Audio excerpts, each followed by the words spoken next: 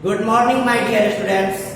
I, S.K. Gupta, an English teacher from Gyan Bharati Academy, Navatpur, Patna, welcome you all to my first lecture video.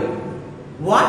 First lecture video? I think you all are shocked after listening to this word, that is first lecture video. Why am I talking about this?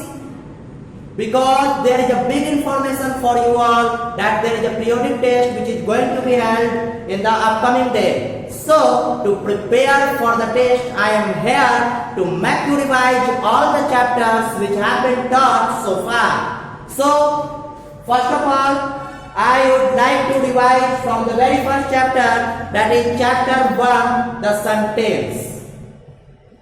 I think that you have already been taught about sentence and you are aware with the word sentence. But here I would like to revise once again the topic sentence. What is sentence?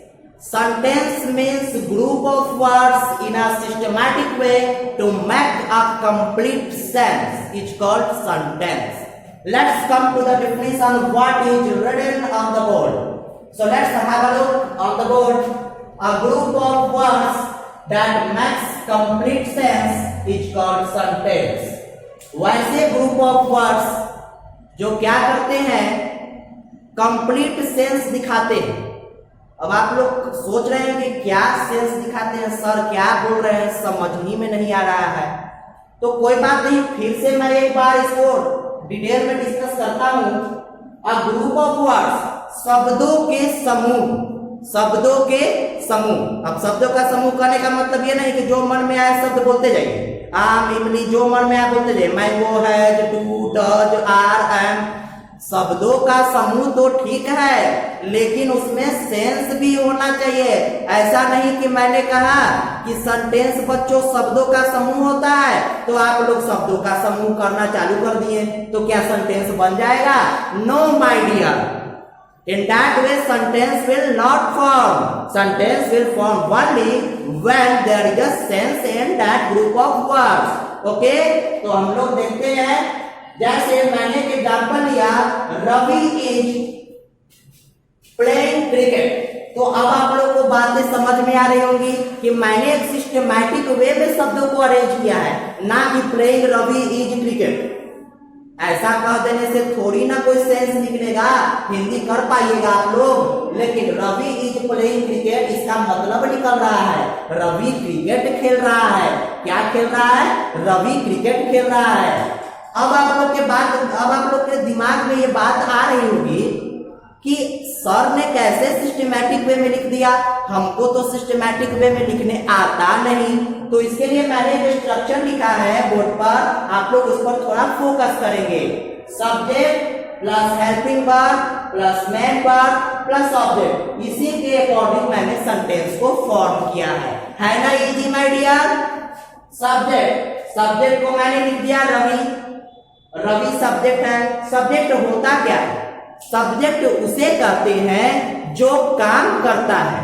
Subject का हिंदी होता है कर्ता, मतलब करने वाला या जिसके बारे में बात की जाए. यहाँ पर काम क्या है? खेलना. खेलने का काम कौन कर रहा है? रवि. तो रवि क्या हो गया? सब्जेक्ट हो गया. तो मैंने रवि, जिसके बारे में हमको सेंटेंस लिखना है, उसको हम लोग फर्स्ट में लिखेंगे. उसके बाद उसके साथ अगर हेल्पिंग वर्ब की जरूरत हो तो हेल्पिंग वर्ब लिखेंगे, अगर जरूरत ना हो तो नहीं लिखेंगे. हेल्पिंग वर्ब अगर लिखना है तो सब्जेक्ट के बाद आप लोग लिखिए सेंटेंस में, जो कि फुल स्टॉप से एंड होगा. कभी कभी क्वेश्चन मार्क से भी एंड होगा. तो वो टाइप्स ऑफ सेंटेंसेस में हम आगे डिस्कस करेंगे. अभी के लिए फिलहाल फुल स्टॉप वाले सेंटेंस पर आप गौर करेंगे. Okay student. A playing cricket. उसके बाद फिर मैंने मेन वर्ब लिखा. क्या लिखा? Main verb. मेन वर्ब क्या होता है? मेन वर्ब के बारे में और भी डिटेल में मैं बताऊंगा जब वर्ब चैप्टर आप लोग को पढ़ाऊंगा. तब तक के लिए आप थोड़ा सा ट्रिक ले लीजिए पहचानने के लिए, ताकि आपको पूरा कॉन्सेप्ट न लेना पड़े. जैसे पढ़ना, लिखना, ये सब मेन वर्ब है. अब आप लोग कह रहे हैं कैसे सर? ट्रिक कहाँ हुआ सर? तो हम बताते हैं आपको, जिसके अंत में आप ना लगा सके। जैसे मेरे हाथ में ये मार्कर है, मार्कर को मरकरना बोल सकते हैं? मरकरना नहीं ना, आप लोग हंस रहे होंगे, नहीं बोल सकते हैं। तो उसी तरह से यहाँ पर पढ़ना को पढ़ना तो बोलेंगे, पढ़ाई पढ़ना, पढ़ता है तो पढ़ना, खेलता है तो खेलना, तो ये सब को हम लोग बोल सकते हैं। किताब को किताब में ना नहीं लगा सकते हैं, तो वो वर्ब नहीं है, वो क्या है? वो नाउन है। Okay my dear. तो प्लेइंग क्रिकेट, तो इस तरह से एक सेंटेंस का फॉर्मेशन हुआ, रवि इज प्लेइंग क्रिकेट, और ये एक सेंस भी दे रहा है, इसका मतलब भी निकल रहा है, इसीलिए तो इसको सेंटेंस कहें, है ना। Sentence begins with capital letter, ये तो आप लोग बचपन से जानते आ रहे हैं कि सेंटेंस का शुरुआत तो हम लोग कैपिटल लेटर से ही करेंगे। अब आप लोग करेंगे ये कौन सा नया बात है सर, इसको तो कैपिटल लेटर से स्टार्ट करते ही है सेंटेंस को। कोई बात नहीं, ये जो सेंटेंस का टॉपिक चल रहा था तो मैं सोचा एक बार और आपके दिमाग में ये बात डाल दूं, ताकि आप भूल कर भी स्मॉल लेटर से नहीं शुरुआत करें सेंटेंस को। Okay my dear. The phrase, अभी मैंने चर्चा किया, डिस्कस किया सेंटेंस के बारे में। अब मैं आता हूं फ्रेज पर। फ्रेज किसको कहते हैं? फ्रेज भी ग्रुप ऑफ वर्ड्स है, फ्रेज भी ग्रुप ऑफ वर्ड्स है, लेकिन इसमें क्या रहेगा स्टूडेंट? इसमें सब्जेक्ट आपका गायब रहेगा, सब्जेक्ट आपका गायब रहेगा। दैट मीन्स सब्जेक्ट और वर्ब गायब रह सकते हैं, लेकिन सेंस देंगे, ऐसा नहीं है। A group of words that makes some sense, पूरा सेंस ना दे लेकिन कुछ सेंस देंगे। जैसे मैंने कहा in the east, in the west, on the table, on the bench, on the chair, तो इससे आपको कुछ पता चल रहा है। इन द रूम, हिंदी कर पा रहे हैं? इससे तो सेंस निकल रहा है। इन द रूम मतलब रूम में, सेंस तो निकला लेकिन कंप्लीट सेंस नहीं निकला, क्योंकि आपके दिमाग में ये बातें चल रही कि सर क्या बोल रहे हैं इन द रूम। आप फट से हमसे सवाल कर दीजिएगा, सर रूम में क्या? हम केवल आपसे बोले इन द रूम, तो क्या सर रूम में क्या?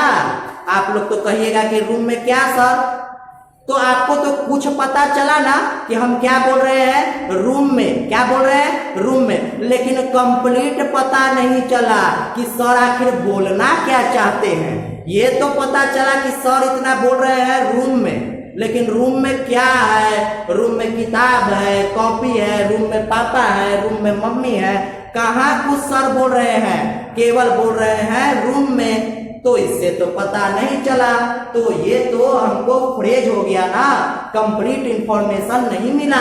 जब कंप्लीट इंफॉर्मेशन नहीं मिला तो कंप्लीट सेंस नहीं निकला, और जब कंप्लीट सेंस नहीं निकला तो सेंटेंस हुआ कहाँ? ये तो फ्रेज हो गया, है ना माय डियर, है ना इजी।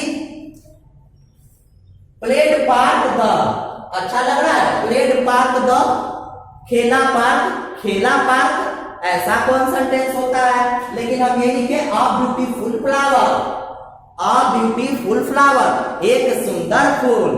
तो इससे आपको कुछ पता चला कि एक सुंदर फूल सर बोल रहे हैं, लेकिन कौन फूल सर? रोज, मैरीगोल्ड, लिली, कौन फूल सर? पूरा पता नहीं चल रहा है, केवल इतना पता चल रहा है कि सर एक सुंदर फूल के बारे में बात कर रहे हैं, लेकिन वो कौन सा फूल है पता ही नहीं। तो जब पता ही नहीं तो क्या ये सेंटेंस है?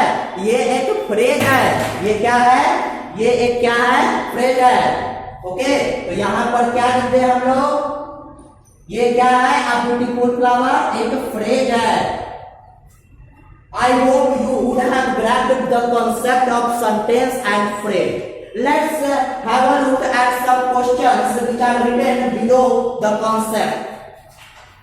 The playground is full of players. The playground is full of players. यहाँ पर क्या लिखा हुआ है? प्लेग्राउंड जो है प्लेयर से भरा हुआ है। तो ये तो पूरा सेंटेंस हो गया। क्या हो गया? सेंटेंस हो गया। लेकिन हमको क्या ढूंढना है? इसमें से हम आपसे क्वेश्चन करते हैं, इसमें से आप फ्रेज बताइए।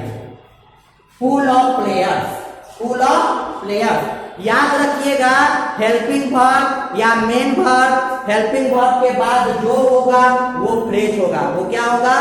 फ्रेज होगा। तो फुल ऑफ प्लेयर्स, इज के बाद जो है वो आपका फ्रेज है। फुल ऑफ प्लेयर्स, प्लेयर से भरा हुआ क्या? प्लेग्राउंड। तो जब प्लेग्राउंड में शामिल करेंगे तब जाकर मेरा सेंटेंस बनेगा। लेकिन केवल फुल ऑफ प्लेयर्स आपका फ्रेज है। नीचे वाला बताइएगा क्या सेंटेंस है? ये तो सेंटेंस था मेरा। क्या ये सेंटेंस है?